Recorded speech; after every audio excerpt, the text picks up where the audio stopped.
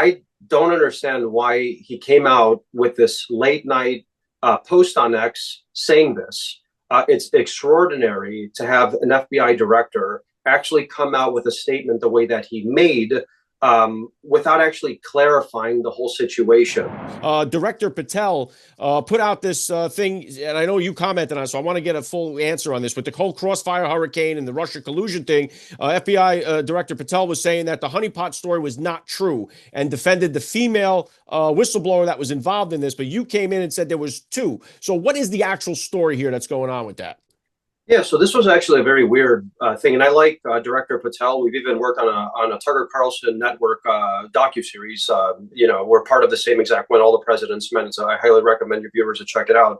I'm episode 1, I think he's episode 6, and the whistleblower that came out said that there were two agents. This is in the actual whistleblower affidavit under sworn oath, that there were two female so-called agents that were there sent to infiltrate the Trump campaign and to try and create problems within that campaign, to spy on people legally or illegally. That wasn't exactly clear. So that's in the writing. That's in the affidavit. That's not my opinion. That's not what I'm saying.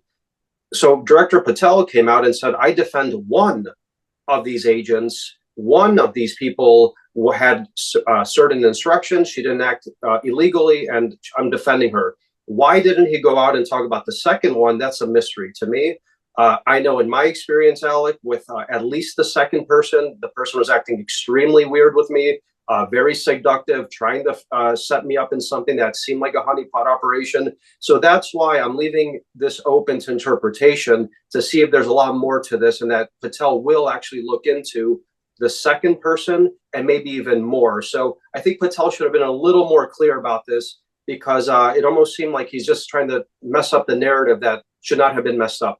And this is the thing, too, because I mean, I've had now Director Patel. I mean, I've had him on the show probably more than any other guest. He's always been upfront with me, and he's always been kind enough to come on anytime I've asked him. And I would put all my money on the fact that this guy is legit and going to be hammering the deep state and going after them.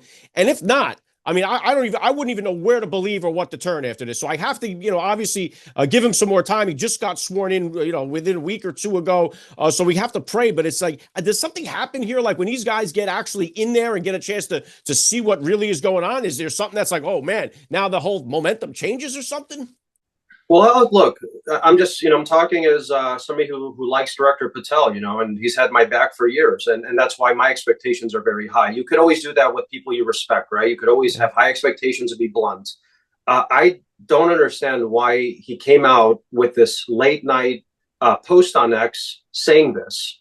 It's extraordinary to have an FBI director actually come out with a statement the way that he made, without actually clarifying the whole situation. So I really don't know what's going on right now at the FBI. Maybe because he's brand new, maybe there's an ongoing investigation like has been reported into Comey, and he doesn't want to jeopardize that. Maybe there are other ongoing investigations into other agents at the FBI, the Department of Justice, that he doesn't want to prejudice or make their case weaker, meaning the Department of Justice weaker against them by having these stories floating around that aren't completely clear. Other than that, I think he needs to be extremely transparent with a lot of things. He needs to talk about what's going on with Strzok, with Comey. He needs to say, is this a criminal investigation that's been launched into Comey? Is that a fake story? He hasn't been transparent enough, but hopefully he will moving forward.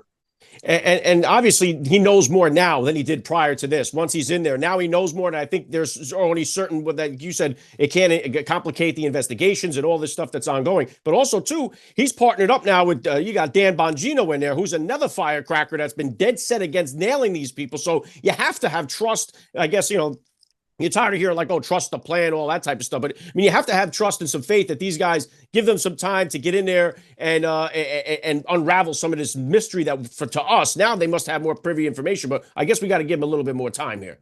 Look, we do. And let's not forget, these people made their entire reputation off of the Russiagate story, right? Yeah. I mean, that's why they're known people. They made it because they wanted to investigate the corruption. They wanted to investigate the spying. They wanted to investigate who was pulling the strings. So I believe that President Trump knew that was their background before he selected them in these very high-profile positions. So based on their previous research expertise into this, and now they're privy to the classified stuff, it could be a win-win, but they have to provide the goods to the people.